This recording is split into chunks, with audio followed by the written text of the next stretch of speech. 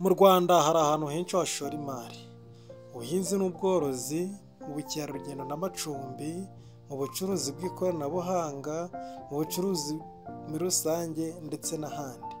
Uyu munsi tugiye kubabwira ahantu washora imari by'umwihariko ku buhinzi n'ubworozi. Tubahaye ikaze. Mu Rwanda ubuhinzi n'ubworozi bikomeje gufata indi ntera, kubera ko impamvu mu Rwanda ubuhinzi ariryo shoramari rya mbere ryihagazeho, ni ukubera ko mu buzima bwa buri munsi dukenera ibyo kurya. Ikindi cya kabiri, u Rwanda rufite ikirere cyiza, rukagira ubutaka bwiza. Bityo rero niba ushaka gushora imari ufite amafaranga menshi, washora mu buhinzi n'ubworozi, ugakora ubuhinzi bwa kinyamwuga ndetse n'ubworozi bwa kinyamwuga. Ahangaha mu buhinzi twasangamo ibirayi, ibigori, ibishyimbo, amasaka ndetse n'ikawa, ibyayi ndetse n'ibindi bintu bituma abanyarwanda babona amafaranga, ndetse n'ibindi bintu abanyarwanda bakenera bya buri munsi, ndetse n'ibindi bihingwa bihita bigurishwa mu mahanga nk'ikawa, icyayi, ibireti ndetse n'ibindi. Mu bworozi tuzasanga amatungo magufi, harimo inkoko, ihene, intama, ingurube. Ibi byose ukabikora ubworozi bwa kinyamwuga, ubona amafaranga atandukanye. Bityo rero nk'uko twabivuze haraguru, ahantu hambere hari kuzana amafaranga washora ukabona amafaranga menshi cyane kurenza izindi mari ahantu washora mu buhinzi n'ubworozi. Tugiye kurebera hamwe ahantu hambere 5 wakorera ubu buhinzi cyangwa se ubworozi. Ahambere ni mu karere ka Gicumbi. Akarere ka Gicumbi impamvu twagahisemo, ni akarere gakunze gukonja, keramo ibirayi, ibigori, ibishyimbo ndetse n'icyayi. Akarere ka Musanze gakunze kweramo ibirayi, ibireti, urutoki, insina ndetse n'ibindi. Akarere ka Bugesera gakunze kweramo ibigori, ibishyimbo ndetse n'ibindi. Akarere ka Nyagatare by'umwihariko gakunze kweramo ibigori, ibirayi, ibishyimbo ndetse n'ubunyobwa n'imboga. Tutibagiwe mu buhinzi, hari ubuhinzi bwiza buzana amafaranga, by'umwihariko ubuhinzi bw'imboga n'imbuto.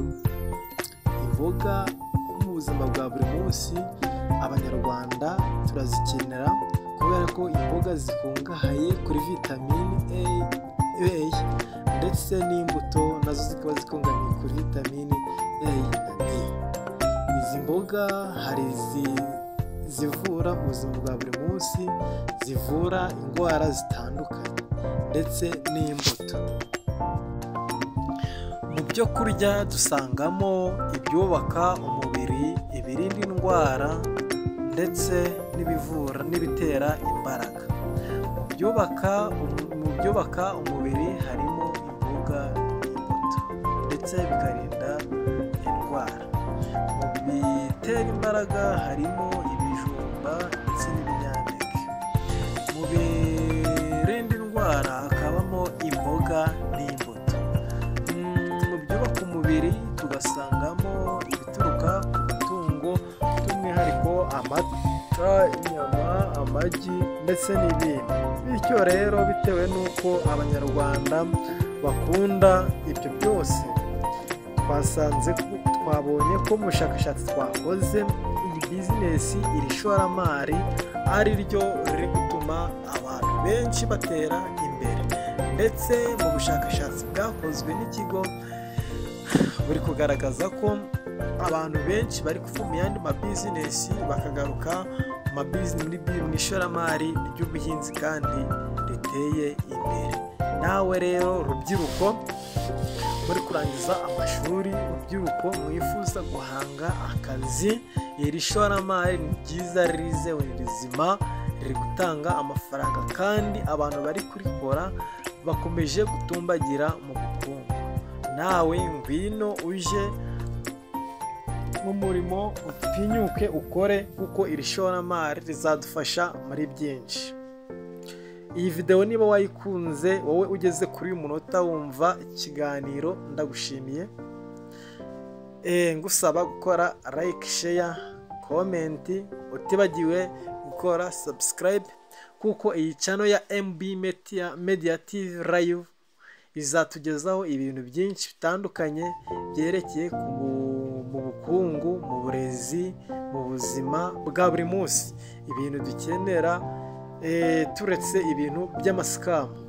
Iyi shoramari rirakenewe mu buzima bwacu kugira ngo dutere imbere, ndetse natwe duhange udushya, ndetse tunatange akazi, aho kugira ngo twirirwe natwe twibuka ku bantu baduhereze akazi.